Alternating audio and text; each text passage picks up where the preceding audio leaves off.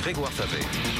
Et on va continuer de parler de cet environnement macroéconomique, politique aux États-Unis, en zone euro, dans les émergents, avec Didier Saint-Georges, membre du comité d'investissement de Carmignac Gestion. Bonjour Monsieur Saint-Georges. Bonjour. Merci d'être avec nous. On vous retrouve une fois par mois pour faire le point. Si on commence sur la zone euro, on a le sentiment que le mois de juin va être long, voire très long.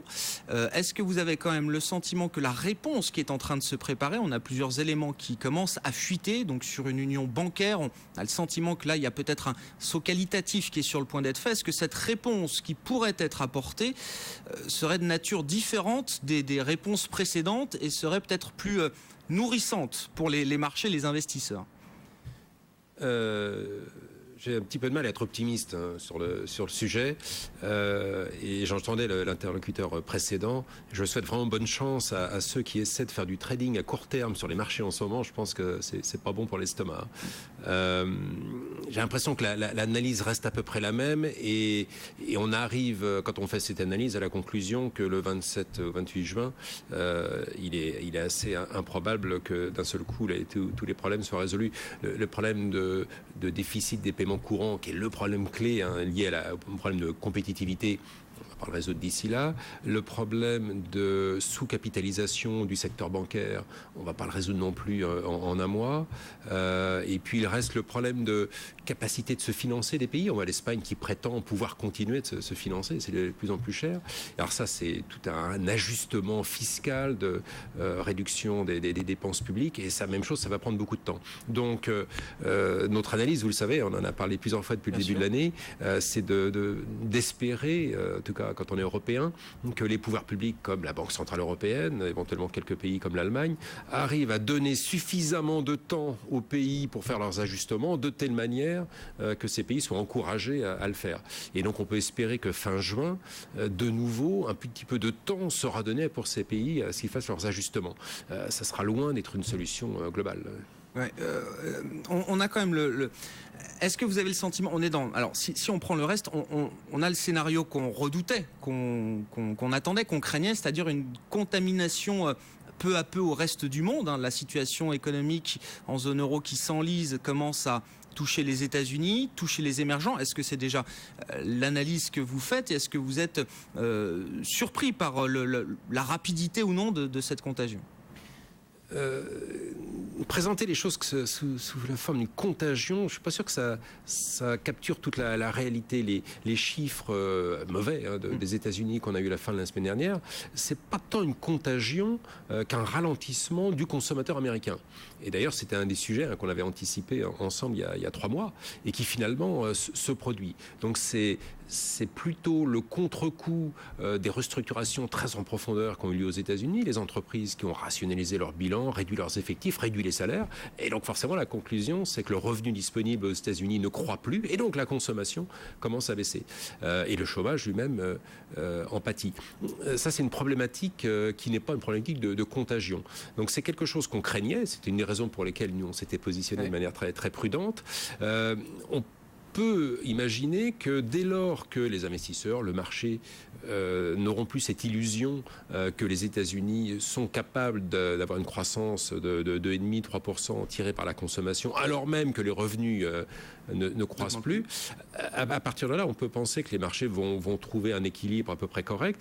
Et il est vrai que sur ce critère-là, nous, on serait un petit peu tentés, si c'était le cas, de réduire un petit peu les positions de couverture qu'on avait en place, dans la mesure où le marché ne se ferait plus d'illusions sur ce qu'est la croissance américaine.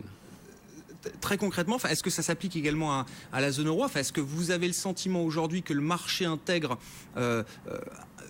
tous les stress qui nous entourent et que du coup peut-être que le potentiel de bonnes nouvelles est en train de grandir devant nous et qu'il est peut-être temps justement de reprendre du risque ? Est-ce que c'est le sentiment que vous avez aujourd'hui chez Carmignac ? Et puis, question très concrète, vous êtes connu entre autres pour être un gros acheteur de Bund et ce depuis un bon moment déjà, et les marchés vous donnent jusqu'à présent raison. Quand vous voyez le taux à 10 ans allemand revenir à 1,12% et des poussières la semaine dernière, est-ce que la réflexion autour d'un allègement de vos positions sur la dette allemande commence à s'accélérer un peu ? Oui, clairement. Clairement, c'est tout l'avantage d'avoir un regard global, c'est qu'effectivement, le fait qu'on ait utilisé les Bund allemands comme outil de protection, mais parmi d'autres, aux côtés des treasuries américains, aux côtés du dollar, aux côtés des expositions actions par pays, aux côtés de la construction de portefeuille. Donc parmi tous ces outils, il est clair qu'on a bien profité de la baisse des taux allemands.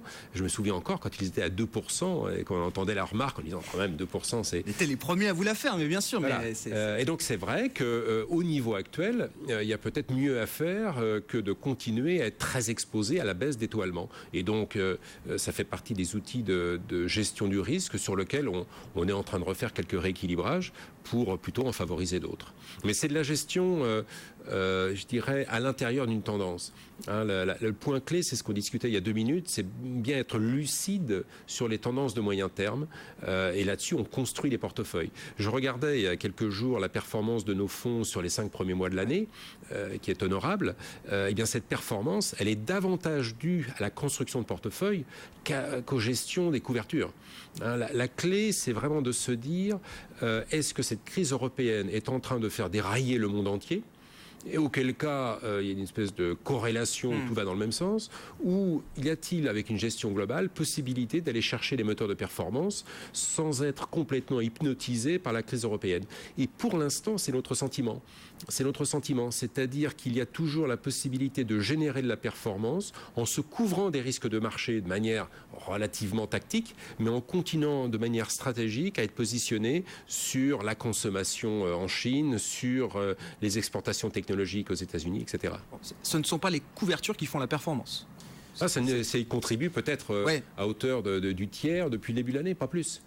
La construction du portefeuille, c'est ça sur le moyen terme qui fait la clé. Et probablement l'un des risques pour certains investisseurs aujourd'hui, c'est véritablement de raccourcir complètement leur horizon de réflexion et d'axer leur stratégie d'investissement sur une hypothèse de la réunion de fin juin.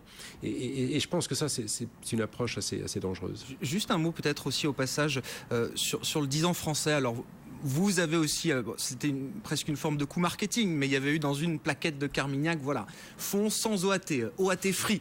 Comme il y a les produits sugar free, il y avait les fonds OAT free de Carmignac. Est-ce que, au vu du rallye qu'on a connu sur la dette française, peut-être encore plus important que le rallye qu'on a eu sur la dette allemande ces dernières semaines, comment est-ce que vous expliquez la divergence d'appréciation entre votre point de vue chez Carmignac et celui du marché aujourd'hui ? Non, on n'a jamais fait un coup marketing sur quoi que ce soit. On a simplement, en toute transparence... Signalé. Oui, mais c'est vraiment que ça. Si on nous a posé la question, est-ce que vous êtes investi dans des émissions obligataires d'État européennes autres qu'allemandes, la réponse était non, tout simplement. Et la réponse aujourd'hui continue d'être non, c'est-à-dire que autant, comme on l'a dit il y a quelques secondes, il nous semble qu'effectivement la position sur les Bund allemands aujourd'hui commence à être très chère et difficile à se justifier autant que par le passé.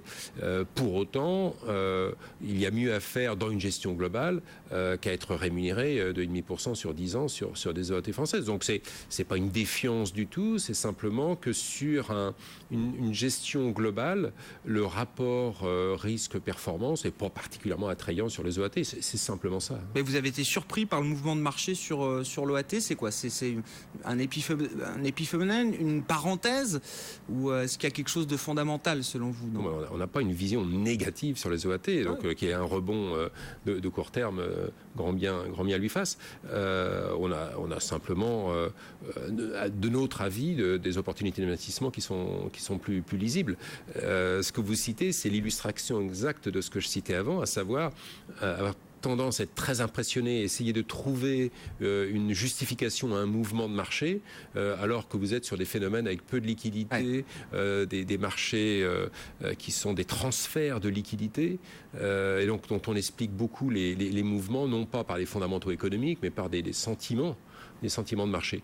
On n'a pas trop envie de se laisser brouiller par ce genre de signaux et plutôt rester sur des visions moyen terme. Un mot peut-être des banques centrales pour finir. Alors on a parlé de la Banque centrale européenne. Rapidement, on connaît la position de Carmignac là aussi sur la politique à mener en zone euro. On aura la réunion de mercredi. On aura le discours de Ben Bernanke. Là aussi, est-ce que vous avez le sentiment que les banques centrales vont être obligées, contraintes à nouveau, de reprendre la barre? Est-ce que vous attendez des actions coordonnées là, de banques centrales? Est-ce que ça fait partie de vos hypothèses ou est-ce que c'est d'abord le politique pur qui agira? Alors sur ce sujet-là, on est assez convaincu, comme vous le dites, que tôt ou tard, effectivement, il faudra que les banques centrales européennes fassent partie d'un effort bien plus considérable pour constituer une solution. Le problème, c'est qu'on est rentré dans une phase de négociation extrêmement dure. Alors négociation, c'est une bonne nouvelle. La rupture des négociations serait une mauvaise nouvelle. Donc très bien, sauf qu'il faut bien être conscient du fait que ni du point de vue de la BCE, ni du point de vue de l'Allemagne en tant que pays, et principal contributeur au fonds de sauvetage européen, il faut s'attendre à une sorte de reddition en race campagne. En disant, une volte-face comme ça de l'Allemagne est impossible à imaginer. C'est pas comme ça qu'on mène une négociation, donc je ne m'attends pas à ce qu'il l'amène de cette façon-là. Donc bien se rendre compte que cette résolution par la négociation est quelque chose qui ne va pas satisfaire les marchés du jour au lendemain, par définition, pratiquement. Mais j'ajoute vraiment, c'est clé quand on est un investisseur global, le fait de se dire qu'une négociation, aussi difficile soit-elle, tant qu'elle existe, elle permet de raisonner globalement et ne pas être dans une situation où un accident financier majeur en zone euro balayerait toute considération fondamentale dans les univers géographiques loin de l'Europe et par conséquent rendrait une gestion globale moins pertinente. Tant que la négociation existe, fût-elle pénible, difficile pour les nerfs, elle permet de continuer de gérer globalement et donc de générer une performance raisonnable. Merci beaucoup Didier Saint-Georges d'avoir été avec nous, membre du comité d'investissement de Carmignac Gestion sur BFM Business. Bientôt 16h, les marchés qui rebondissent mais qui réduisent quand même très nettement leurs gains. On voit le CAC 40 qui a divisé ses gains par deux, plus 0,7%, et le DAX à Francfort qui cède 1% cet après-midi.